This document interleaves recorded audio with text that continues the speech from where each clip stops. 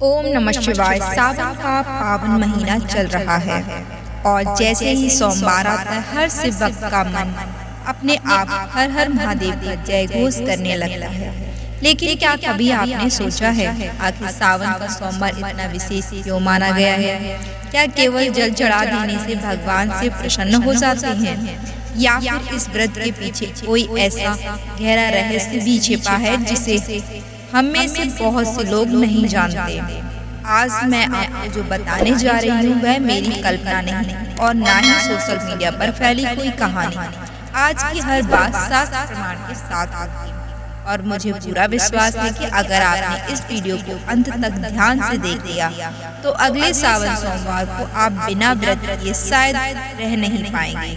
तो आइए श्रद्धा के साथ शुरुआत करते हैं भक्तों इस सोमवार व्रत की महिमा स्वयं भगवान शिव ने बताई है और यह महिमा उन्होंने किसी सामान्य व्यक्ति को नहीं बल्कि सनत कुमार को बताई है। अब सोच रहे होंगे आखिर ये सनत कुमार कौन है? तो आइए पहले इन्हें थोड़ा जान लेते हैं। सनत कुमार 4 दिव्य कुमारों में से एक हैं। इन चारों भाइयों को संसार के सबसे महान योगियों और ब्रह्म ज्ञानी महापुरुषों में गिना जाता है। आश्चर्य की बात यह है कि इनका स्वरूप आज भी 5 वर्ष के बालक जैसा ही माना जाता है। ना इनके शरीर पर बुढ़ापा आता है और ना ही समय का कोई प्रभाव पड़ता है। श्रीमद् भागवत महापुराण में तो इन्हें भगवान विष्णु के अवतारों में भी स्थान दिया गया है। और एक बात जानकर शायद आपको भी आश्चर्य होगा, देवर्षि नारद जी जिनका नाम हम बचपन से सुनते आए हैं वे भी सनत कुमार के शिष्य माने जाते हैं। छांदोग्य उपनिषद में एक अत्यंत सुंदर प्रसंग मिलता है जब नारद जी ने वेद उपनिषद पुराण और असंख्य विद्याओं का अध्ययन कर लिया फिर भी उनके मन को शांति नहीं मिली। तब वे सनत कुमार की शरण में पहुंचे और वहीं से उन्हें ब्रह्म ज्ञान की प्राप्ति हुई। यानी जिन सनत कुमार के चरणों में स्वयं नारद जी बैठे हो जरा सोचिए उनसे भगवान शिव जो बात कर रहे हैं उसका महत्व कितना अद्भुत होगा। वैसे भक्तों एक बात मैं अवश्य कहना चाहूंगी, आजकल कई टीवी धारावाहिकों में नारद मुनि को लेकर केवल हास्य पात्र के रूप में देखा जाता है, लेकिन शास्त्रों में उनका स्थान अत्यंत उच्च है। वे केवल देवताओं के दूत नहीं हैं बल्कि भक्ति के आचार्य हैं। तीनों लोकों में उनका निर्बाध प्रवेश है। देवता भी उनका सम्मान करते हैं और असुर भी। इसीलिए हमें भी उनके प्रति सदैव श्रद्धा का भाव रखना चाहिए। अब आइए मुख्य विषय पर। जब सनत कुमार ने भगवान शिव से पूछा प्रभु सावन के सोमवार की महिमा क्या है, तो भगवान शिव ने जो उत्तर दिया उसे सुनकर शायद आप भी चकित रह जाएंगे। भगवान शिव कहते हैं इस सोमवार व्रत का पालन सबसे पहले स्वयं भगवान श्री कृष्ण ने किया था। जी हाँ, स्कंद पुराण में स्वयं भगवान शिव कहते हैं कृष्णेन चरितम पूर्वम सोमवार व्रतम शुभम। जरा सोचिए जिस व्रत का पालन स्वयं भगवान श्री कृष्ण करें उस व्रत की महिमा कितनी महान होगी। यही कारण है कि सावन का सोमवार केवल एक व्रत नहीं है बल्कि भगवान शिव की विशेष कृपा प्राप्त करने का दिव्य अवसर माना गया है। तो आइए अब जानते हैं आखिर भगवान शिव ने सोमवार को इतना विशेष क्यों बताया है। भक्तों सोमवार शब्द अपने आप में एक गहरा आध्यात्मिक अर्थ समेटे हुए है। सोम अर्थात चंद्रमा और चंद्रमा का भगवान शिव से क्या संबंध है तो हम सभी जानते हैं। भगवान शिव ने चंद्रदेव को अपनी मस्तक पर स्थान दिया है। इसी कारण उनका एक अत्यंत सुंदर नाम सोमेश्वर भी है। यही कारण है कि भगवान शिव स्वयं स्कंद पुराण में कहते हैं सोमवार मेरा ही स्वरूप है। जरा इस बात को मन में उतार कर देखिए, जब स्वयं महादेव किसी दिन को अपना स्वरूप कह दें तो उस दिन की महिमा कितनी अद्भुत होगी। अब भगवान शिव आगे एक और रहस्य बताते हैं। वे कहते हैं कि वैसे तो साल के 12 महीनों के सोमवार अत्यंत शुभ और पुण्यदायी है। जो भी श्रद्धा पूर्वक सोमवार का व्रत करता है उसे अवश्य लाभ मिलता है। लेकिन हर व्यक्ति पूरे वर्ष सोमवार का व्रत कर पाए ऐसा संभव नहीं होता। किसी की नौकरी होती है तो किसी की पढ़ाई, किसी की स्वास्थ्य संबंधी समस्याएं और किसी के लिए परिस्थितियां अनुकूल नहीं होती। भगवान शिव हमारे मन की हर स्थिति को जानते हैं, इसीलिए उन्होंने अपने भक्तों के लिए एक बहुत सरल मार्ग बताया है। भगवान शिव कहते हैं, यदि कोई भक्त पूरे वर्ष सोमवार का व्रत नहीं कर सकता तो वह केवल श्रावण सोमवार के 4 सोमवार श्रद्धा से कर ले, उसे पूरे वर्ष के सोमवार व्रत के समान पुण्य प्राप्त होता है। जरा सोचिए, भोलेनाथ कितने दयालु हैं। वे अपने भक्तों से कठिन तपस्या नहीं चाहते, वे केवल सच्चा भाव चाहते हैं, इसीलिए उन्हें भोलेनाथ कहा जाता है। अब शायद आपके मन में यह प्रश्न आएगा, क्या सचमुच केवल 4 सोमवार से इतना बड़ा फल मिल सकता है? तो इसका उत्तर भी स्वयं भगवान शिव ही देते हैं। स्कंद पुराण में भगवान शिव सनत कुमार से कहते हैं कि जो भक्त श्रावण सोमवार का व्रत श्रद्धा और नियम के साथ करता है, उसे पूरे वर्ष के सोमवार व्रत का फल प्राप्त होता है। इसीलिए सावन के 4 सोमवार केवल तिथि नहीं कि भगवान शिव की विशेष कृपा प्राप्त करने के 4 दिव्य अवसर हैं। और भक्तों, यही एक बात मैं आपसे अवश्य कहना चाहूँगी। कई लोग सोचते हैं कि हमसे तो पूजा पाठ ठीक से नहीं होता, हमें मंत्र नहीं आते, हमसे कहीं कोई गलती ना हो जाए। अगर आपके मन में भी कभी ऐसा विचार आया है तो उसे आज ही छोड़ दीजिए, क्योंकि भगवान शिव कर्मकांड से पहले भावना को स्वीकार करते हैं। महादेव के लिए सबसे बड़ा मंत्र है सच्चा मन। यही कारण है कि शास्त्रों में भगवान शिव को आशुतोष कहा गया है, अर्थात जो बहुत शीघ्र प्रसन्न हो जाते हैं। एक लोटा जल, एक बेलपत्र और निष्कपट हृदय, इतना भी यदि कोई प्रेम से अर्पित कर दे तो भोलेनाथ उस पर अपनी कृपा बरसाने में देर नहीं लगाते। लेकिन यदि उसी पूजा के साथ हमारा व्यवहार कठोर हो, हम दूसरों की निंदा करें, क्रोध करें, अहंकार रखें, तो फिर व्रत का वास्तविक उद्देश्य अधूरा रह जाता है। यही कारण है कि भगवान शिव केवल भोजन छोड़ने को व्रत नहीं कहते, बल्कि मन को पवित्र बनाने को ही वास्तविक व्रत मानते हैं। तो अब प्रश्न उठता है, आखिर श्रावण मास के सोमवार के दिन सुबह उठकर सबसे पहले क्या करना चाहिए? क्या कोई विशेष नियम है? क्या संकल्प लेना आवश्यक है? और क्या बिना संकल्प के व्रत पूर्ण माना जाता है? तो आइए भक्तों, जानते हैं भगवान शिव ने स्वयं श्रावण सोमवार के व्रत की विधि किस प्रकार बताई। अक्सर लोग पूछते हैं, क्या पूजा में कोई गलती हो गई तो मुझे मंत्र नहीं आते, फिर क्या करूं? अगर आपके मन में भी कभी ऐसा प्रश्न आया है तो सबसे पहले एक बात हमेशा याद रखें, भोलेनाथ को आपकी विद्वता नहीं, आपका भाव चाहिए। यदि मन सच्चा है, श्रद्धा सच्ची है, तो भगवान सिर्फ छोटी सी पूजा से भी प्रसन्न हो जाते हैं। इसीलिए पूजा शुरू करने से पहले मन से सारी चिंता निकाल दीजिए और केवल इतना सोचिए, आज मैं अपने शिव को मिलने जा रहा हूँ या जा रही हूँ। यही भावना आपकी सबसे बड़ी पूजा बन जाएगी। अब भगवान शिव बताते हैं कि सोमवार के दिन जितना संभव हो प्रातः काल स्नान करना चाहिए।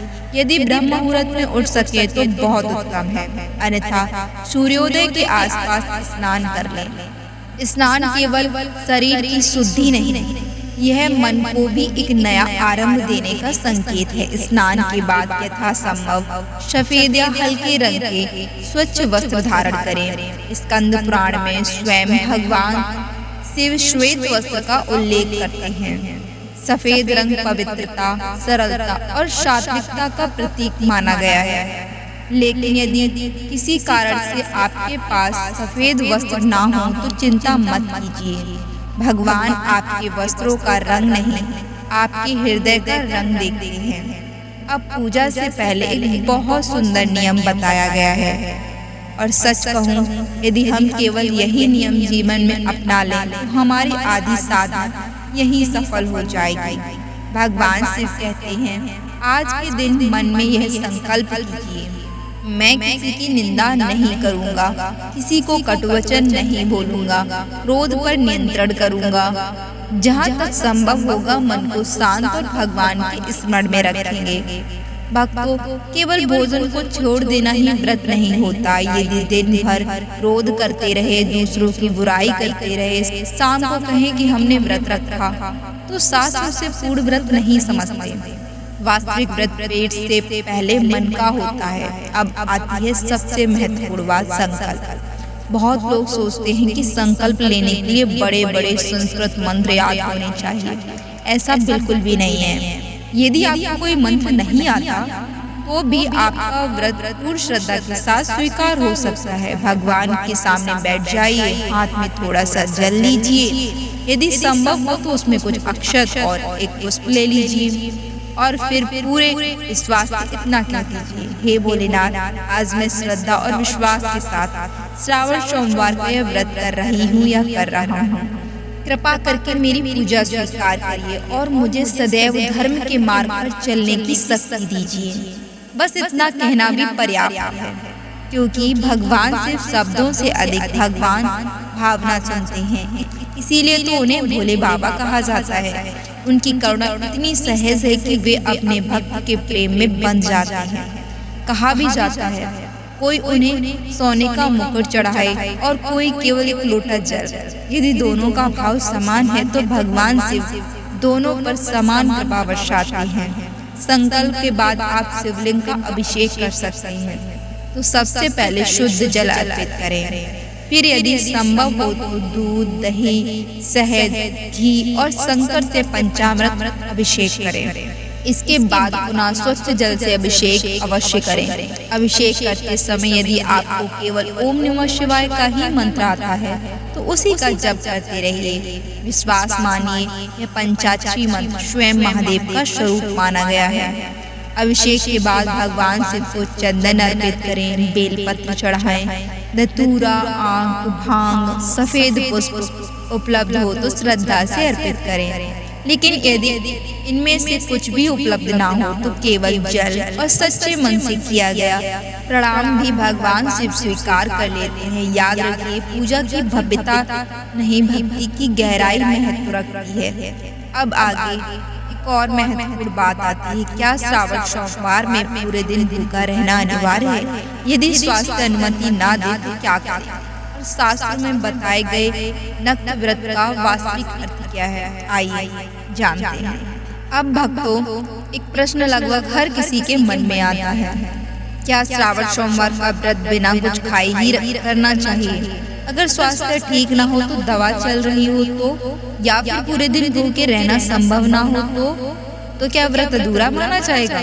आइए इसका उत्तर भी स्वयं भगवान शिव के वचनों से जानते हैं। भोलेनाथ बड़े करुणामय हैं। वे अपने भक्तों से ऐसा नियम नहीं चाहते जिसे निभाना ही कठिन हो जाए। शास्त्रों में सोमवार व्रत के दो प्रकार बताए गए हैं। पहला व्रत है पूर्ण उपवास और दूसरा है नग्न व्रत। यदि आपकी क्षमता हो तो स्वास्थ्य साथ दे और परिस्थितियां अनुकूल हो तो आप पूरे दिन उपवास रख सकते हैं। लेकिन यदि ऐसा संभव ना हो तो नग्न व्रत भी उतना ही मान्य माना गया है। नग्न व्रत का अर्थ है दिन भर संयम रखते हुए भगवान का स्मरण करना और संध्या के समय भगवान शिव की पूजा के बाद ही भोजन ग्रहण करना। यानी केवल भूखे रहना ही व्रत नहीं है, बल्कि पूरे दिन अपने विचारों, अपनी वाणी और अपने व्यवहार को भी सात्विक बनाए रखना ही सच्चा व्रत है। इसीलिए यदि दिन भर भूखे रहकर भी हम क्रोध करते रहे, कटुवचन बोलते रहे, दूसरों की निंदा करते रहे, तो समझ लीजिए कि व्रत का वास्तविक उद्देश्य अधूरा रह गया। लेकिन यदि किसी कारणवश आपने फल या दूध लेकर शरीर को संभाला और पूरे दिन भगवान शिव का स्मरण करते रहे तो ऐसे भक्ति भी महादेव को अत्यंत प्रिय है। इसीलिए कहा गया है, शिव केवल नियम नहीं देखते, वे भाव देखते हैं। अब बात करते हैं संध्या के उस पवित्र समय की जिसका भगवान शिव की उपासना में अत्यंत महत्व है। इस प्रदोष काल कहा जाता है। सूर्यास्त के बाद का यह समय भगवान शिव की आराधना के लिए अत्यंत शुभ माना गया है। यदि संभव हो तो इसी समय दीपक जलाकर भगवान शिव का पूजन करें। सबसे पहले उन्हें प्रणाम करें, फिर जल अर्पित करें। यदि सामग्री उपलब्ध हो तो पंचामृत से अभिषेक करें, बेलपत्र अर्पित करें, धूप दीप दिखाएं और अंत में प्रेम से आरती करें। लेकिन भक्तों, अगर आप नौकरी करते हैं, कहीं बाहर रहते हैं या किसी कारण मंदिर तक नहीं पहुंच सकते तो क्या करें? क्या आपका व्रत अधूरा रह जाएगा? तो नहीं, यही भगवान शिव की करुणा दिखाई देती है। महापुरुषों ने मानस पूजा का भी वर्णन किया है। यदि परिस्थितियां साथ ना दे तो 5 मिनट शांत बैठ जाइए, अपनी आंखें बंद कीजिए और मन ही मन कल्पना कीजिए कि आप भगवान शिव का अभिषेक कर रहे हैं, उन्हें चंदन लगा रहे हैं, बेलपत्र अर्पित कर रहे हैं, आरती कर रहे हैं और उनके चरणों में अपना जीवन समर्पित कर रहे हैं। विश्वास मानिए, इनसे की गई ऐसी पूजा भी भगवान तक अवश्य पहुंचती है, क्योंकि भगवान तक पहुंचने का मार्ग हाथों से नहीं, हृदय से होकर जाता है। अगर समय कम हो तो केवल एक लोटा जल लेकर श्रद्धा से ओम नमः शिवाय का जाप करते हुए शिवलिंग पर अर्पित कीजिए। कभी कभी छोटी सी पूजा सच्चे भाव के कारण बहुत बड़े यज्ञ से अधिक फलदायी हो जाती है। और हाँ, यदि संभव हो तो इस दिन भगवान शिव को सफेद पुष्प अवश्य अर्पित करें। स्कंद पुराण में भगवान शिव ने स्वयं सफेद पुष्पों का उल्लेख किया है। लेकिन यदि सफेद पुष्प उपलब्ध ना हो तो मन को दुखी मत कीजिए। याद रखिए, भगवान फूलों की सुंदरता से नहीं, भक्त के प्रेम की सुगंध से प्रसन्न होते हैं। अब पूजा पूरी होने के बाद एक और सुंदर परंपरा है जो शायद आज बहुत कम लोग जानते हैं। भगवान शिव कहते हैं कि अपनी सामर्थ्य के अनुसार दान अवश्य करना चाहिए। यह दान किसी योग्य ब्राह्मण को, किसी जरूरतमंद व्यक्ति को या किसी भूखे को भोजन कराकर भी किया जा सकता है। दान का उद्देश्य केवल वस्तु देना नहीं, बल्कि अपने भीतर के अहंकार को थोड़ा कम करना भी है। जब हम भगवान के नाम पर किसी का भला करते हैं तो हमारी पूजा और भी सार्थक हो जाती है। लेकिन भक्तों, अभी एक बहुत महत्वपूर्ण बात बाकी है जिसे सुनकर शायद आप भी हैरान रह जाएंगे। भगवान शिव स्वयं बताते हैं कि इस व्रत का फल केवल इस जन्म तक सीमित नहीं रहता, बल्कि यह 7 जन्मों तक किए गए पापों को भी नष्ट करने की शक्ति रखता है। क्या सचमुच ऐसा संभव है? अब भक्तों, हम वीडियो के सबसे महत्वपूर्ण भाग में पहुंच चुके हैं। शायद आपके मन में भी यह प्रश्न होगा, आखिर इस व्रत का फल क्या है? क्या वास्तव में भगवान शिव इस व्रत से इतने प्रसन्न होते हैं? स्कंद पुराण में भगवान शिव स्वयं सनत कुमार से कहते हैं कि जो भक्त श्रद्धा, नियम और पवित्र भाव से श्रावण सोमवार का व्रत करता है, उसके जीवन में शुभ परिवर्तन होने लगते हैं। शास्त्रों में वर्णन मिलता है कि यह व्रत मन को संयमित करता है, भगवान शिव के प्रति भक्ति को दृढ़ बनाता है और साधक को धर्म के मार्ग पर आगे बढ़ने की प्रेरणा देता है। भगवान शिव आगे यह भी कहते हैं कि जो भक्त जिस भावना से यह व्रत करता है उसे उसी के अनुरूप फल प्राप्त होता है। यदि कोई संतान की कामना से करता है, यदि कोई परिवार की सुख शांति के लिए करता है, यदि कोई मानसिक शांति, आध्यात्मिक उन्नति या भगवान की कृपा पाने की भावना से करता है, तो भगवान उसकी प्रार्थना अवश्य सुनते हैं। भक्तों, यहाँ एक बात बहुत सुंदर है। भगवान शिव केवल हमारी इच्छाएं पूरी करने वाले देव नहीं हैं, वे हमें भीतर से बदलने वाले देव हैं। इसीलिए कई बार उनकी कृपा आपकी इच्छा पूरी करने में नहीं, बल्कि हमें सही मार्ग दिखाने में होती है। इसीलिए कहा गया है, जब शिव प्रसन्न होते हैं तो केवल परिस्थितियां नहीं बदलती, इंसान का दृष्टिकोण बदल जाता है। और यही सबसे बड़ी कृपा है। अब एक छोटी सी लेकिन महत्वपूर्ण बात, कई लोग पूजा तो पूरे विधि विधान से कर लेते हैं, लेकिन कथा नहीं सुनते। यदि आपके यहाँ सोमवार व्रत की कथा सुनने की परंपरा है तो उसे अवश्य सुनें। कथा केवल धार्मिक परंपरा नहीं, बल्कि व्रत के उद्देश्य को समझने का माध्यम भी है। और यदि किसी कारण कथा सुनना संभव ना हो तो कम से कम कुछ समय भगवान शिव के नाम का जाप अवश्य करें। ओम नमः शिवाय का एक एक मंत्र भी मन को शांति देने की अद्भुत शक्ति रखता है।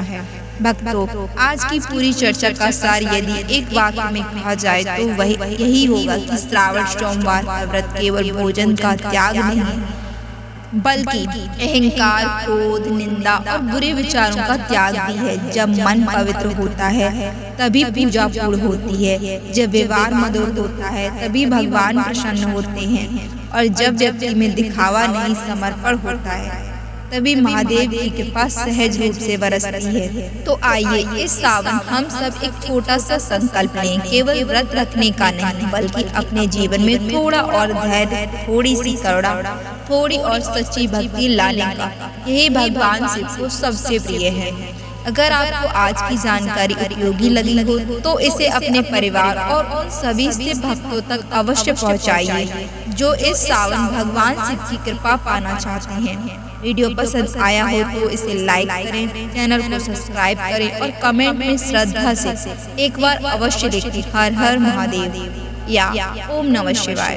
आपकी एक छोटी सी श्रद्धा भी किसी और के जीवन में भक्ति का दीप जला सकती है। इसी मंगल कामना के साथ मैं आपसे अनुमति चाहती हूँ। महादेव की कृपा आप और आपके पूरे परिवार पर सदा बनी रहे। हर हर महादेव।